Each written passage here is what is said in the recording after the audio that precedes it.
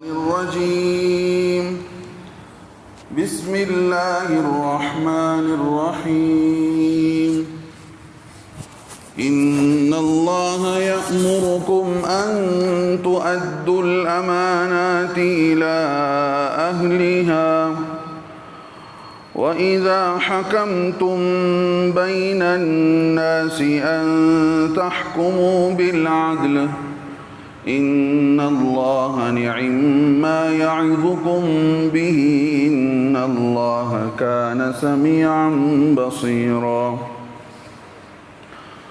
صدق الله العظيم وقال نبينا صلى الله عليه وسلم لا إيمان لمن لا أمانة له ولا دين لمن لا عهد له وقال عليه السلام آية المنافق ثلاثة إذا حدث كذب وإذا وعد أخلف وإذا اؤتمن خان أو كما قال عليه السلام.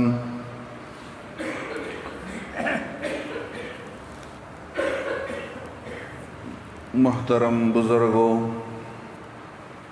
عزیز ساتھیوں، نوجوان بھائیوں، اللہ تبارک و تعالی نے اپنے ماننے والوں کے لیے جو احکامات بتلائے ہیں، جن جن کاموں کے کرنے کا اللہ تبارک و تعالی نے حکم دیا ہے، ان میں سے ایک بڑا حکم امانت کو ادا کرنا ہے۔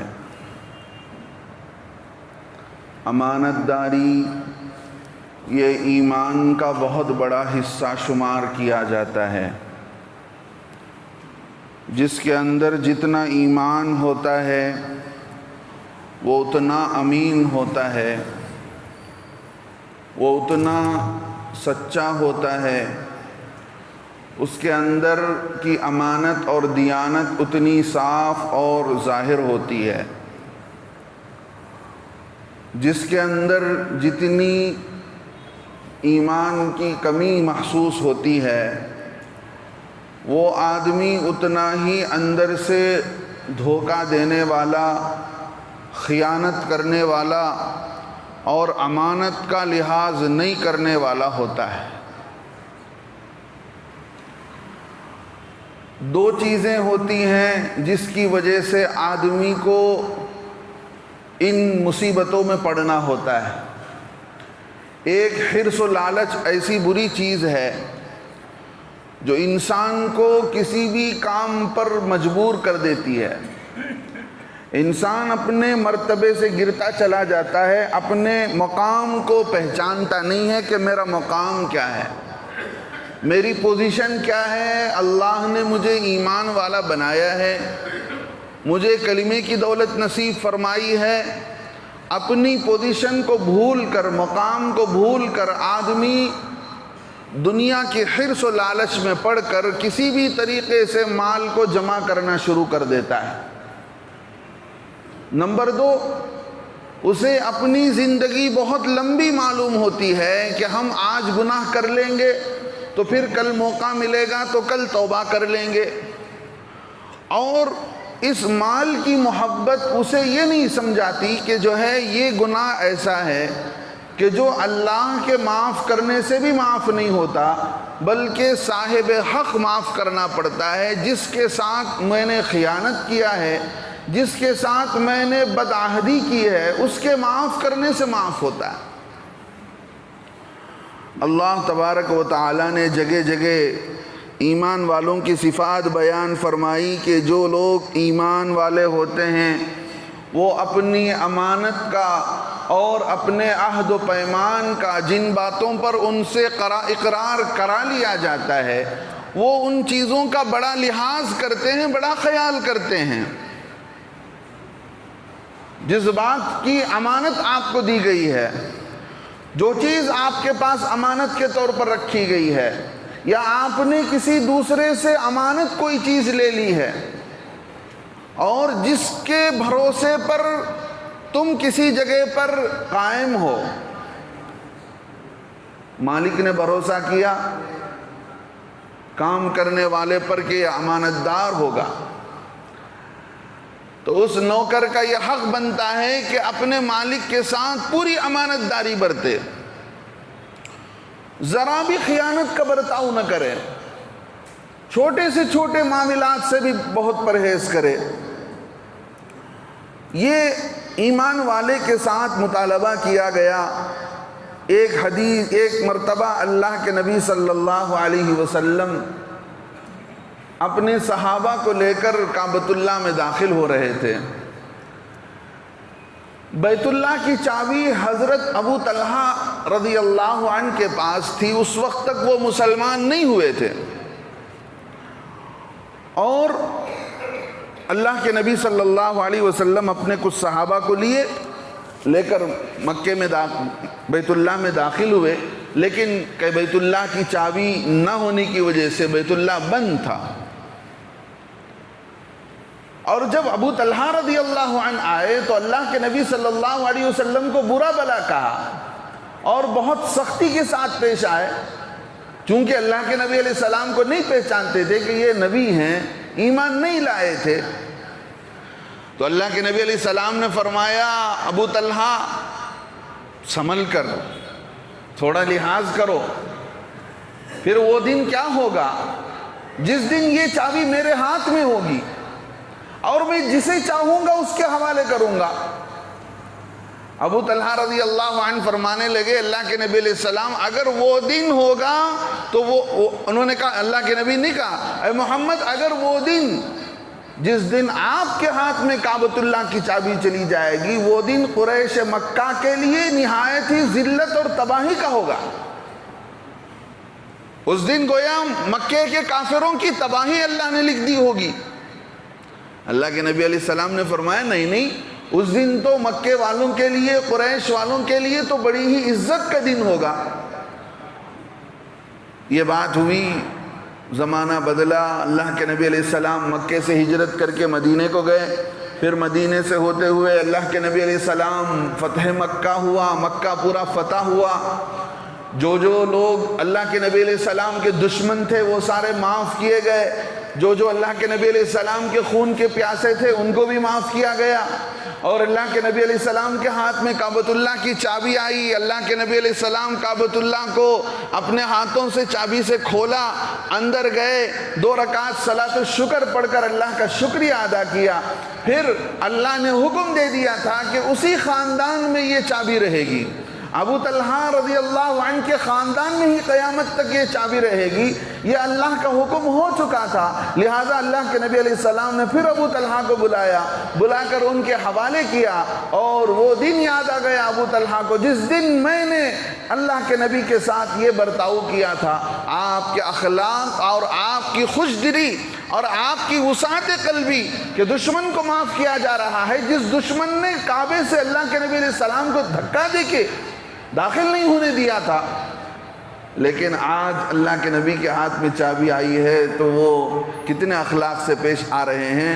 جو دستور ہمارے خاندان میں پہلے سے چلا آ رہا تھا چابی کا، وہی باقی رکھا جا رہا ہے۔ اللہ کے نبی علیہ السلام کے اخلاق کو دیکھ کر وہ ایمان میں داخل ہو گئے۔ ایمان میں داخل جو لوگ ہوئے ہیں شروع زمانے سے، وہ اللہ کے نبی علیہ السلام کے اخلاق کو دیکھ کر، اسلام کے وسیع پیمان، وسیع احکامات کو دیکھ کر، تلوار کے زور پر نہیں پھیلا اسلام، اسلام اخلاق کی بنیاد پر پھیلا ہے، اسلام خوش معاملگی کی بنیاد پر پھیلا ہے۔ اللہ رب العزت نے اس وقت وہ آیتیں اتاری جو آیت میں نے ابھی خطبے میں شروع میں پڑھی۔ اللہ فرماتے ہیں اے لوگو ان اللہ یأمرکم، اللہ تمہیں حکم دیتا ہے، اللہ کا آرڈر ہے تم پر اس بات پر کہ ان تؤدوا الامانات، کہ تم امانتوں کو پورا ادا کیا کرو۔ جو چیز تمہارے پاس امانت کے طور پر آئی ہے وہ تمہاری باپ دادا کی پراپرٹی نہیں ہو جاتی کہ تم زمانے سے اس پر جمائے بیٹھے ہو اپنا قبضہ، کہ اس کی حیثیت بدل جائے گی، ایسا نہیں ہو سکتا۔ وہ امانت ہے تو امانت ہی ہے۔ ان تؤدوا الامانات الی اہلها، اللہ کا یہ حکم ہے کہ تم اپنے امانتوں کو اس کے اہل تک پہنچاؤ۔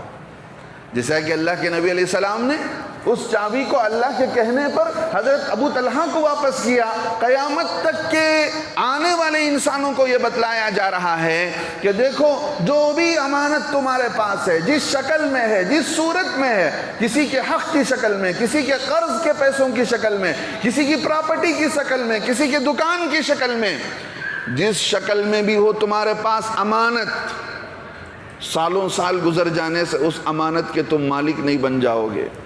وہ امانت امانت ہے، اسے تم واپس کرنا پڑے گا۔ میرے دوستو بزرگو، ہم اپنی گرہبان میں تھوڑا جھانک کر دیکھیں ہماری زندگی کیا ہے۔ اللہ کے نبی علیہ السلام صاف انکار کرتے ہیں، جس کے پاس امانت داری نہیں ہے لا ایمان، اس کا ایمان ہی نہیں۔ جو لوگ عربی جانتے انہیں پتہ ہے لا جو کسی چیز پر داخل ہوتا ہے وہ اس کے پورے جنس کا انکار کرتا ہے کہ ایمان جس لائن سے ہو سکتا ہے، ہر لائن سے اس آدمی کا ایمان ختم ہو جاتا ہے جس آدمی کے پاس امانت داری نہیں ہوتی ہے۔ لا ایمان لمن لا امانت لہ۔ اور آگے اللہ کے نبی علیہ السلام نے فرمایا جس کے قول و قرار، جس کی زبان اور جس کی بات اور جس کے وعدے کا کوئی بھروسہ نہیں، اس کے دین کا بھی کوئی بھروسہ نہیں، اس کے اسلام کا بھی کوئی بھروسہ نہیں۔ دو چیزیں ہیں، دیکھیے ایمان، یہ ایمان آپ کے دل کا تعلق ہے، آپ کا دل اللہ سے، پیارے نبی علیہ السلام سے آپ کا تعلق کتنا ہے، آپ کتنا اللہ پر اور اللہ کے نبی علیہ السلام پر ایمان رکھتے ہیں، کتنا کانفیڈنٹ ہے، اور ان چیزوں کو سامنے رکھ کر کے کیسی زندگی گزار رہے ہیں، یہ ہے ایمان۔ اور اس ایمان کے مطابق تمہاری زندگی کیسی ہے، دین ہے کہ نہیں ہے، احکامات اللہ کے ہیں کہ نہیں ہے، گناہوں سے بچنا ہے کہ نہیں ہے، یہ ہے اسلام۔ تو دونوں چیزوں سے انکار کر دیا گیا کہ یہ ایمان آدمی کے ساتھ اسی وقت رہ سکتا ہے جب آدمی کے ساتھ امانت داری ہو۔ امانت داری نہیں ہے تو سمجھ لیجئے آپ کے پاس ایمان بھی نہیں ہے۔ اللہ تبارک و تعالی ایمان والوں کی صفات کو بیان کرتے ہوئے ایک جگہ بیان فرماتے ہیں، مصلی، نماز پڑھنے والوں کی صفات بیان فرمایا۔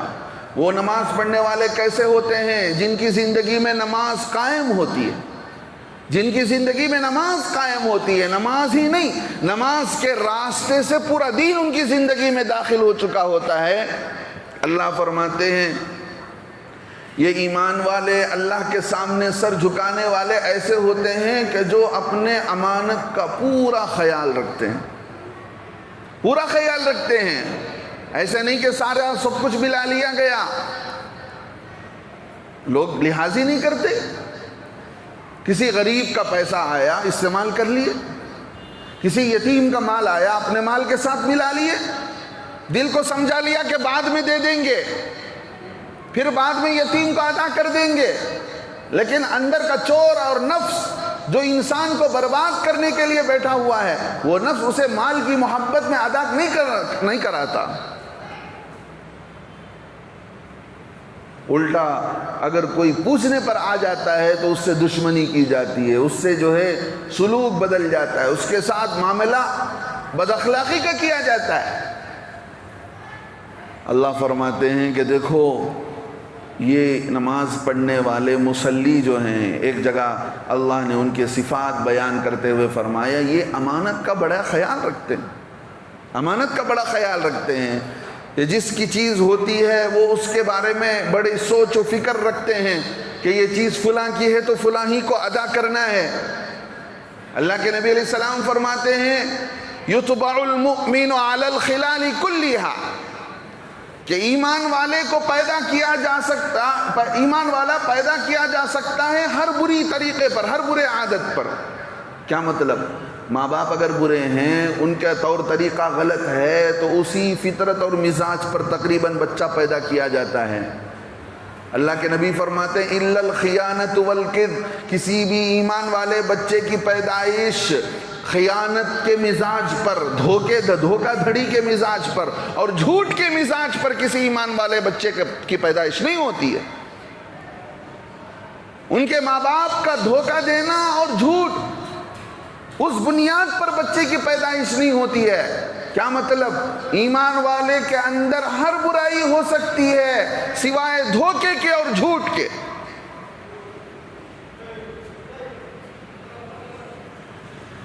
آسان ہو گیا، کبھی آپ چھوٹے سے چڑیے کا گوشت لے کر کھائیے، بنگلور سے باہر کہیں دور جا کر جنگلات کے چھوٹے سے پرندے کو لے کر اچھے طریقے سے پکا کر کھائیے۔ حضرت لقمان علیہ السلام کی وہ نصیحت یاد آتی ہے، انہوں نے فرمایا تھا بیٹا جھوٹ تو ایسا لگتا ہے جیسے چڑیے کا گوشت ہوتا ہے، چھوٹا سا بٹیر کا گوشت اتنا مزیدار ہوتا ہے، تو فرمایا بولتے وقت تو جھوٹ اتنا مزیدار ہوتا ہے جیسے چھوٹے سے چڑیے کا گوشت، لیکن انجام اس کا کتنا برا ہوتا ہے۔ جو فرشتے، رحمت کے فرشتے ایمان والے کے ساتھ، اللہ تعالیٰ ہر ایمان والے کے ساتھ حفاظت کے فرشتے دے رکھے ہیں۔ حدیث پاک میں آتا ہے ہر ایمان والے کے ساتھ 60 فرشتے، کسی ایک روایت میں بتایا گیا 120 ہیں۔ اگر یہ فرشتے ایمان والے کے ساتھ نہ رہیں تو دنیا میں جو مصیبتیں اترتی ہیں، بلائیں ہیں، وہ سارے انسان کو کھا جائیں گی۔ لیکن جب ایمان والا بندہ زبان سے جھوٹ بولتا ہے تو وہ سارے رحمت کے فرشتے میلوں دور بھاگ جاتے ہیں۔ اللہ کے نبی علیہ السلام فرماتے ہیں کہ کسی بھی ایمان والے بچے کی پیدائش کسی بھی بری بنیاد پر، غلط بنیاد پر ہو سکتی ہے، لیکن اللہ رب العزت کسی بچے کی فطرت میں پیدائشی طور پر دھوکہ دھڑی اور جھوٹ کے مزاج نہیں رکھتے ہیں، بلکہ اللہ رب العزت اس سے پاک کر کے پیدا کرتے ہیں۔ ہاں دنیا میں آنے کے بعد جھوٹوں کے ماحول میں رہ کر، دھوکہ دینے والوں کے ماحول میں رہ کر وہ اگر وہ عادت اختیار کر لیتا ہے تو وہ الگ بات ہے۔ اللہ رب العزت تو اس کو وہاں سے بچاتے ہیں، بچا کر نکالتے ہیں۔ اللہ کے نبی علیہ السلام فرماتے ہیں لوگوں دیکھو منافق کی کچھ نشانیاں ہیں۔ ایک نشانی اللہ کے نبی علیہ السلام نے فرمایا جس پر عشاء اور فجر کی نماز بھاری ہوگی، مطلب یہ ہوگا کسی کو عشاء کی نماز پڑھنا مشکل لگ رہا ہے، فجر کی نماز پڑھنا مشکل لگ رہا ہے، تو سمجھ لیجئے اس کا ایمان اندر سے مر چکا ہے، وہ کسی کام آنے والا نہیں ہے۔ جو ایمان آپ کو اللہ کے گھر پر نہ لائے، اللہ کے سامنے سجدے پر نہ جھکائے، اس ایمان کا کوئی بھروسہ نہیں۔ ایک حدیث میں اللہ کے نبی فرماتے ہیں آیت المنافق ثلاثۃ، منافق کی 3 نشانیاں ہیں۔ بولے گا تو جھوٹ بولے گا، اس کی نوک زبان پر جھوٹ ہوگی، اور جھوٹا ایسا ذلیل ہوتا ہے دنیا والوں کے اندر، اور ایسا مشہور ہو جاتا ہے کہ اس کی بات کو کوئی بھروسہ نہیں کرتا، کوئی مانتا نہیں ہے۔ آخر کار اسی جھوٹے کا اتنا انجام برا ہوتا ہے کہ سخت ضرورت کے موقع پر بھی لوگ اس پر اعتبار کرنا چھوڑ جاتے ہیں۔ جھوٹ بول بول کر اس کے سچ کا بھی اندازہ نہیں ہوتا کہ یہ سچ بول رہا ہے۔ اللہ کے نبی فرماتے 3 نشانی ہے کہ منافق کی۔ ایک نہیں ہے کہ بولے تو جھوٹ بولے، دوسرا وعدہ کرے تو وعدہ خلافی کرے، وعدہ کر چکا ہے، کتنے لوگ ہیں زبان دے دیتے ہیں لیکن کل چند پیسوں کے لیے ان کی زبان بدل جائے گی۔ گاڑی فروخت کر رہے ہوں، گھر فروخت کر رہے ہوں، رشتے کا معاملہ ہو، کسی بھی معاملہ ہو، زبان بدل جاتا ہے لوگوں کا چند پیسوں کے لیے، چند دنیا کے چند فائدوں کے لیے۔ آگے اللہ کے نبی علیہ السلام نے فرمایا وَإِذَا اؤْتُمِنَ خَانَ، منافق کی نشانی یہ ہے کہ جب اس کے پاس امانت رکھی جاتی ہے تو وہ دھوکہ کرتا ہے، خیانت کرتا ہے۔ تو یہ مطلب نہیں سمجھنا چاہیے کہ ہمارے پاس کسی کا پیسہ ہو تبھی ہم اس امانت کا خیال کریں گے۔ اس امانت کا مفہوم کئی ساری چیزوں کے اندر ہے، میں نے بتایا جیسے آپ کسی کی وعدے کا خیال رکھتے ہیں، آپ کسی کے قرض کا خیال رکھتے ہیں، آپ کسی سے نے زبان دے رکھی ہے اس کا خیال رکھتے ہیں، بولتے ہیں تو سچ بولتے ہیں، لوگوں کے حقوق کو ادا کرتے ہیں، جو چیزیں ہمارے اوپر لازم ہوتی ہیں، جن کا حق ہو، جن کی ذمہ داری ہمارے اوپر ہو، اس کو آپ اللہ اور اس کے رسول کو سے ڈرتے ہوئے ادا کر رہے ہیں۔ سمجھ لیجئے کہ آپ کے پاس امانت ہے، اور وہ امانت داری ہی آپ کو اس بات پر مجبور کر رہی ہے۔ اللہ کے نبی علیہ السلام ایک حدیث میں صاف فرمایا، لوگو مجھے تم گارنٹی دے سکتے ہو اپنے بارے میں، 6 باتوں کی گارنٹی دے لو، مجھے 6 باتوں کی گارنٹی چاہیے، اگر تم نے مجھے 6 باتوں کی ضمانت دی ہے تو پھر میں تمہیں جنت کی ضمانت دیتا ہوں۔ اللہ کے نبی صلی اللہ علیہ وسلم نے فرمایا کہ دیکھو، بات کرو تو سچ بولو، تمہاری زبان کھولے تو تمہاری زبان سے سچائی نکلنی چاہیے، اور وعدہ کرو تو اس وعدے کو پورا کرو، امانت رکھا جائے اس امانت میں خیانت نہ کرو، اس امانت کو پورے کے طور پر ادا کرو۔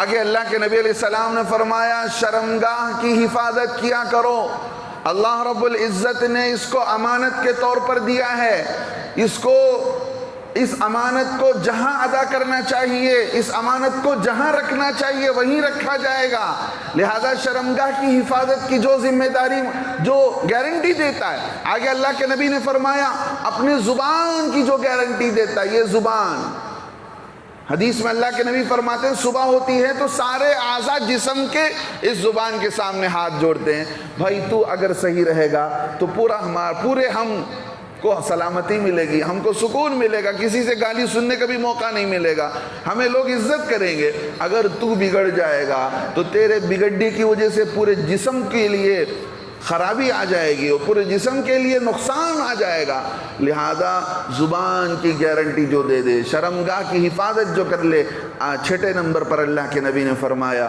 جو نظروں کی حفاظت کر لے، ان 6 باتوں کی گارنٹی جو مجھے دے گا، اضمن لہ الجنت، لوگوں میں اس کے لیے جنت کی گارنٹی دیتا ہوں۔ میرے دوستو بزرگوں، ہم نے اپنے لیے راہیں منتخب خود کر لیا، اللہ کے بتائے ہوئے طریقوں سے ہٹ کر، نبی علیہ السلام کے بتائے ہوئے راہ سے ہٹ کر، ہم نے اپنے لیے خود طریقہ، خود زندگی گزارنے کا ڈھنگ طے کر لیا۔ اسی لیے مشکلات ہیں، اسی لیے حالات ہیں، امانت داری صحیح طور سے ادا نہیں کرتے ہیں، لوگ صحیح طور سے ادا نہیں کرتے ہیں۔ نظام الدین مرکز کے اندر ایک بہت بڑے اللہ کے بزرگ تھے، ولی تھے، جن سے ہماری کئی بار ملاقات ہوئی، حضرت ڈاکٹر نادر علی خان صاحب۔ وہ فرمایا کرتے تھے، ایک مرتبہ سفر ہوا، بازو میں ایک غیر مسلم بیٹھا تھا، پیٹ کی تکلیف سے پریشان تھا۔ میں نے پوچھا بھی کیا تکلیف ہے؟ کہنے لگا کہ مجھے ہر وقت میرے پیٹ میں آگ لگی رہتی ہے، میرے پیٹ میں ہر وقت آگ لگی رہتی ہے، مطلب یہ ہے کہ ہر وقت میرا پیٹ جل رہا ہے اندر سے۔ تھوڑی دیر کے بعد انہوں نے پوچھا کہ کسی یتیم کا مال کھایا ہے؟